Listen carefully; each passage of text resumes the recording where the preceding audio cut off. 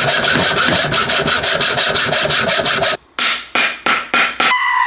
back to the channel. Today is episode 2 of the front end conversion on my electric mountain bike. In the last episode, you seen me go round like a madman collecting parts,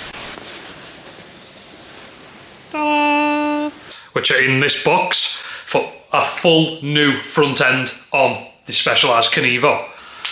That brings us to today. We've got the full collection to make this a reality. Today we are swapping out the Specialized DH RockShox boxer forks for the Fox 38s. Today will be the complete build, said, done and finished. First thing I wanted to say is shout out all mountain bikers for tuning into the channel and checking out the build episode today. It's going to be absolutely epic. A couple of years ago, when I got heavily into the car stuff and moved a little bit away from mountain biking, I stored and stashed a bunch of parts. Now, in my cupboard upstairs, I have found a carbon front wheel for this bike, which is mad. This would be so much money to go out and buy right now, and I'm so lucky that I've got this upstairs in my house, ready to ride. So I found it. It's an E13 carbon rim, laced to a Hope Pro 4 110 boost hub.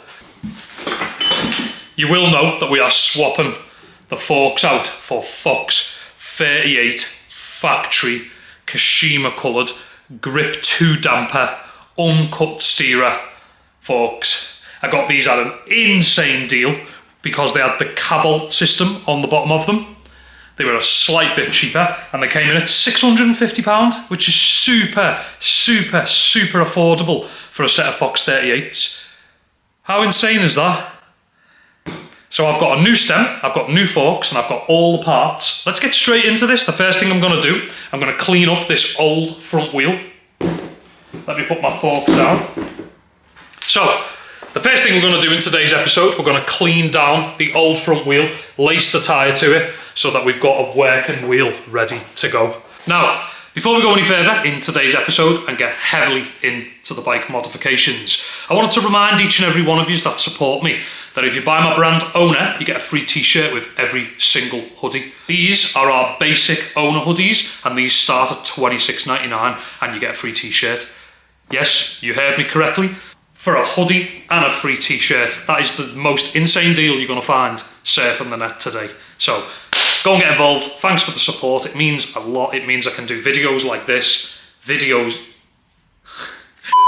So the tubeless valve is out. I've actually forgot what way the tyre goes. Rotation that way, which means it goes that way, which means, and then what I'm going to do, I'm going to put my tube on, and then I'm going to scrub this wheel, because this wheel sucks.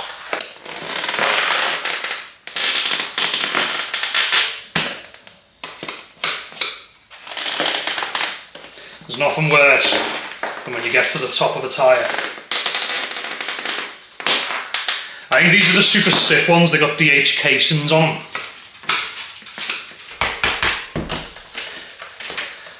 Come on lad, watch out. My brother.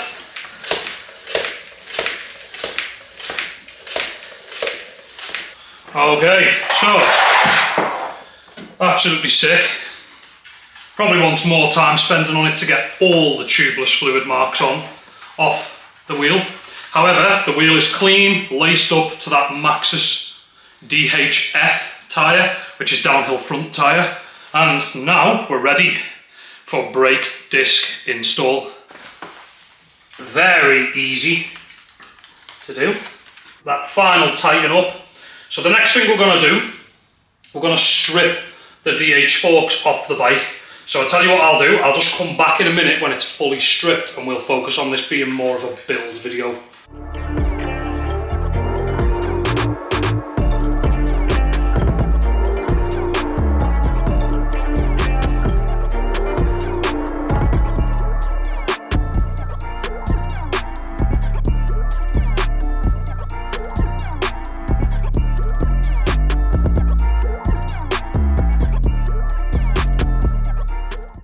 Damn. So the DH forks have been freed. Now, I have sold these to someone off the channel I'm meeting him tonight at 6. He's building a DH rig. So these are going to come in handy for him. They're absolutely sick. I give him them for £400 with the direct to mount stem and the front hub off the old wheel. So they're ready to be shipped off to my guy. So pretty much that's what I sold for £400, and my forks were £650. So my forks have only cost me £250, which is pretty mad for factory KASHIMAs. So they're ready to go to the new owner. Rest in peace, the boxes. You were loved, you were great. But how good does that look freed up? Now that already just looks like such a different bike. Check that out. That looks so mad. So insane. I already want to sesh it and it's got no forks on. So I'm going to take this off before it gets lost. It's just a top mount cap. The confusion is in the bottom bearing. Fingers crossed this race that I've bought fits the bottom bearing underneath. The Fox 38 factory fork. There is a lot of faffing that's going to go into today's episode, because even once we've fitted these forks, we've got to then cut the forks down. So there's going to be a lot of faffing around to get these dialed in. Now, this is the race that I bought for these forks. As you can see, it is now on, and I'm hoping that this fits.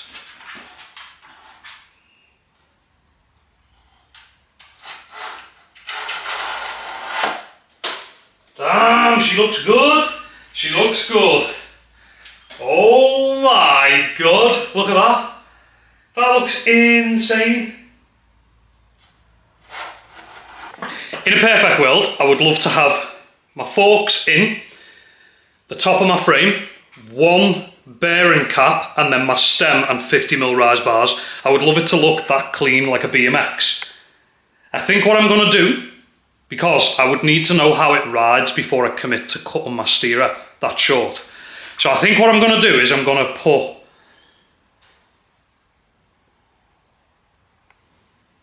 because I don't know whether I'm going to move back to 30mm rise bars. And if you move back to 30mm rise bars, even though you would probably still want your stem flat, I'm going to put my stem flat. I think I'm going to be brave and cut my steerer real short.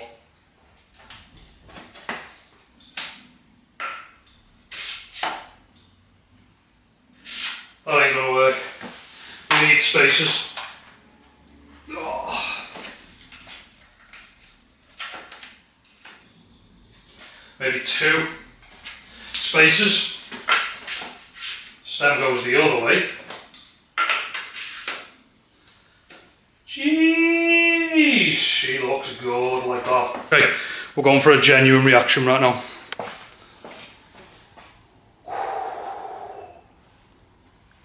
That looks so much better. It looks so much better. That looks rude, boy. Rude, boy. Oh my god, that makes me want to ride straight away. The forks have been killing me. Absolutely savage for DH bikes. Shout out all DH riders, but my god, this KENEVO's just come to life. It looks peng. Check it. Oh my days. So I didn't think this thing is slightly raised. So the aim of the game is I want my stem as low as possible before it smashes into this thing. I think that's a nice bit of clearance. So I'm gonna run my stem like that with 2. That gives me a little bit of leeway in the future. And then I'm gonna chop this steerer right on line with the top. I'm gonna mark it and I'm gonna chop it one little bit lower than this.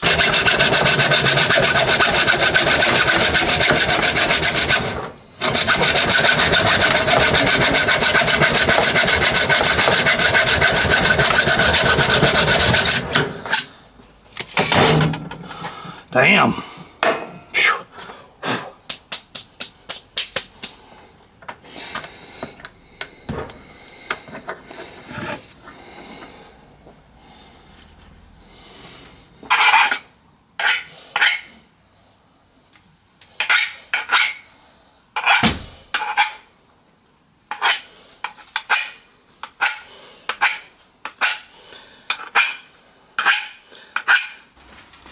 Nice. So, now we've got to knock this into the actual steerer tube, which is the star nut.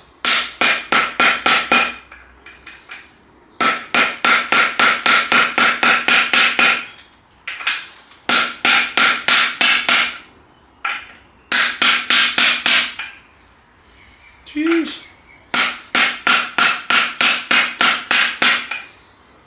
Okay. The star nut has been smashed down there, ready to go. So I've got my new top bolt, which screws into this stock top bolt. And this goes right there.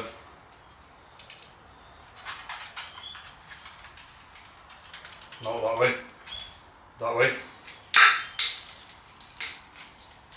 Not that way.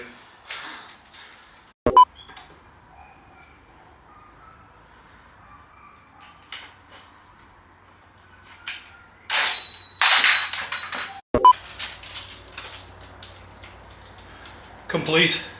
I've cut my steerer down so that I can just run 2 spaces so it's nice and stumpy, but then with some 50mm rise bars it looks like BMXy, so super tight to the frame with big bars. And then you never want spaces on the top here, that sucks. You always want it tight as. Now I know if you're planning on getting a new bike anytime soon, you don't know whether your head tube is going to be shorter or longer, but you can buy replacement steerers for Fox forks, so I ain't that stressed. I'll put a steerer in. So this is where I'm at. My stem is all kosher.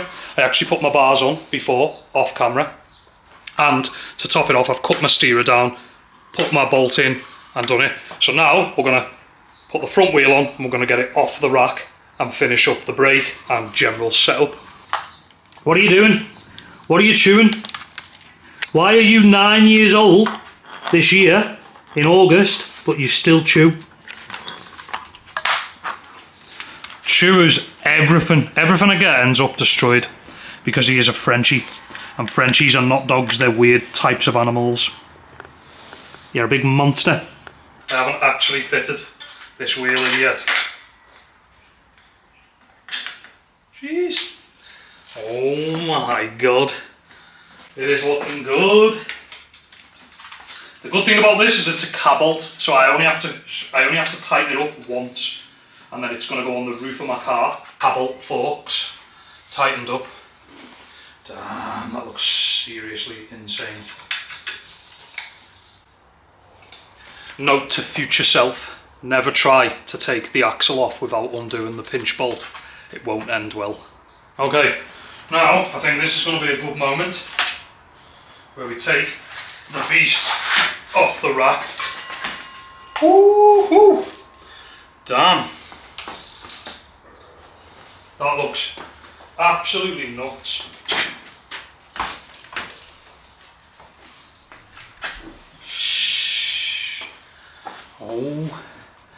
OMG, check this out. This looks absolutely crazy. I need to roll my bars back. I need to make a few minor tweaks. Me being me, move around 1,000 times in today's video already. But we are done. So I've done my brake, I've done my caliper. Everything is on.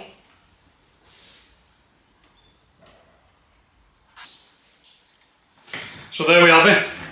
That's the whole thing done. As you can see down here, whoa.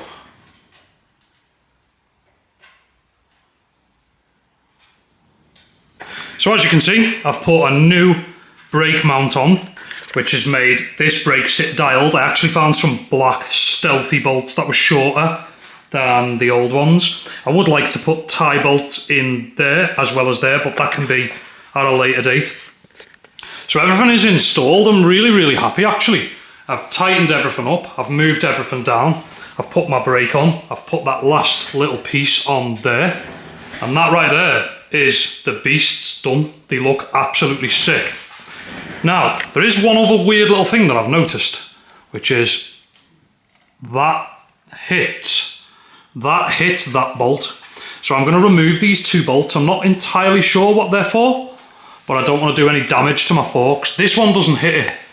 This one doesn't hit at all, but the big controller on that side hits. So I'm going to take these off, these 2 bolts. I don't think they're necessary. They're only the same as the bottle holder bolts, and I don't run those. So I'm going to remove them too, and then it's done. So we are down on the ground. As you can see, the beast looks absolutely sick as hell. Obviously, I've got to put air and stuff and do my settings off my weight on the Fox website on the beast. But generally, I feel like that's pretty much set up. I'm ready for a ride. Everything's super tight. Over the moon with how it looks.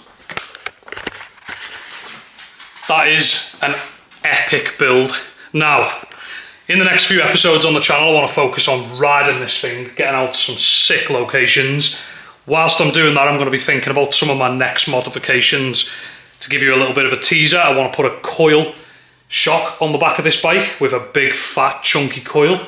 I want to put a KASHIMA transfer factory dropper post on there. Maybe some Hope electric e-bike cranks. Maybe a new rear wheel.